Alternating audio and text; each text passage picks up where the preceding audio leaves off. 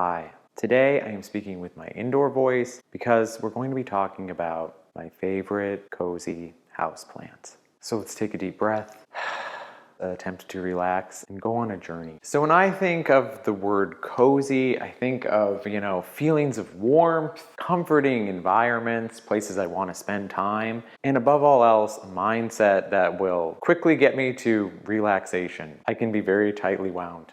When adapting that modality of thought to plants, I think of specimens that foster a feeling of contentedness, greater intimacy with my surroundings, and actually make me want to spend more time in my home. You're probably thinking those who can't do teach, but I promise we're gonna get there. Now, it seems like these days you're hearing cozy in front of everything. They have cozy podcasts, they have cozy mysteries on the Hallmark Channel.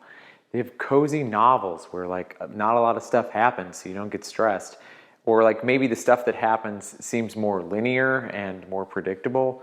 And personally, I really like that. I have a lot of PTSD, so this is the perfect media for me, and it's the perfect thing I should be approaching my houseplants with.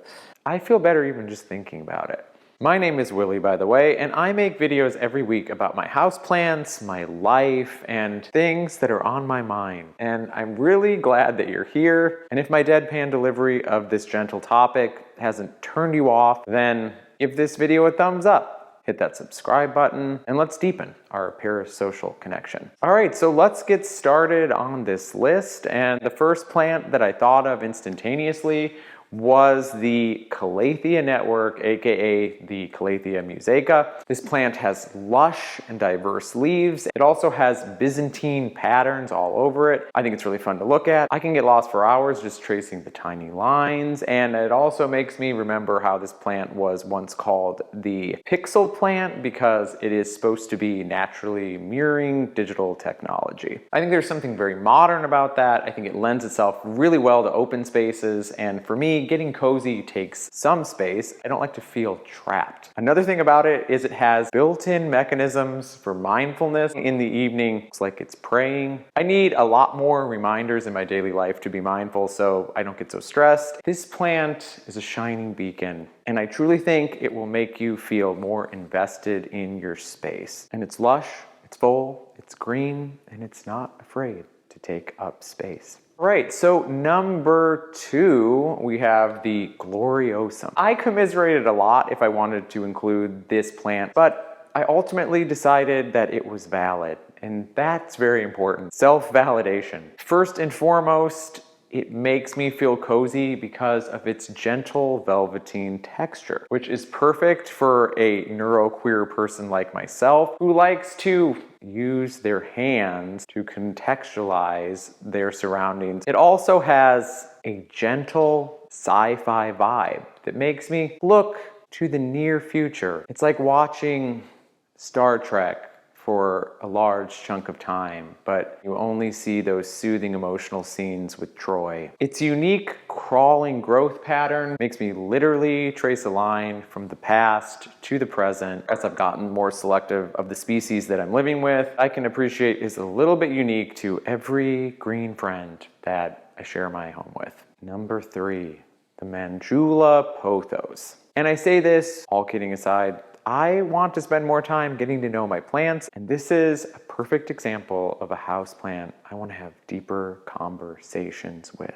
So how's your day going? Now I'm gonna head into the territory of metaphor, which can be dangerous, but I'm going there anyway with some abstract representation of my inner dialogue. This plant's creamy variegation of white that blends seamlessly into the green makes me think of restorative, warm beverages such as milk tea, cafe au lait, London fogs, and many experiences I've had just chatting over said beverages. That's like the definition of cozy, right? Just wanting to hang out, talk about nothing, talk about everything, solve the problems of the universe, accomplish nothing, accomplish everything. Coziness, it seems, is a walking conundrum. Another thing that's great about this plant is it doesn't disappoint, it doesn't stress you out. It's very easy care. You can have impressive results. Mine has grown really big in just a few years. I feel like it's very Victorian. I also like how this pothos specifically has very narrow intranodal spacing, so it looks very full on the top, but then as it grows and cascades cascades. The vining is impressive as well. And in my experience, the variegation is very stable, which is important to me. Up next, we have the Monstera, which is right behind me. In my head, this plant equals some sort of domestic goal that I can check off, so I'm just gonna run with that. It's very aesthetic. This seat with these pillows right here is one of my favorite places to sit, contemplate, and hang out. I can think of a lot of times when I have talked to friends across the way and had some nice cozy cocktails and small cheese cubes. And I think that the Monstera was an active participant in that dialogue. Excuse me, would you care for a libation or some low-fat cheese? Is there anything else to say about the Monstera except that it's awesome? It has huge leaves. There's fenestrations and holes in the leaves. It also makes corners very cozy. Gives me a lot of extraterrestrial vibes. That might be unnerving to some people and not cozy, but it's comforting to think that we're not alone. Lastly, the plant that is topping this list in my head is the fiddle leaf fig. The reason why is I find it very whimsical. It has a real topiary kind of look, and it makes me think of Alice in Wonderland, which is kind of the most psychologically aware media that is also very cozy.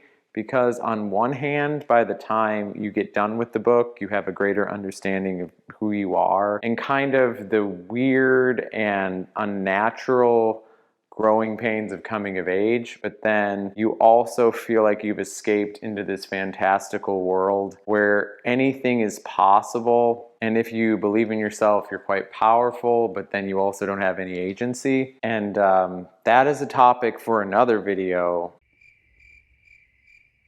I have a large one in my entryway, and it's perfect because every time I come in the house, it makes me appreciative that there is something green and alive to greet me. It has a real impact. I feel like the leaves are huge, lush, resemble a tortoise shell, or maybe a mock turtle. Back to the Alice in Wonderland references. They look good everywhere. They grow relatively fast, but not so fast that it's stressful and you have to repot them all the time. Also, I feel like they pair really good with weird furniture. They can help you connect deeper with your surroundings and where you call home.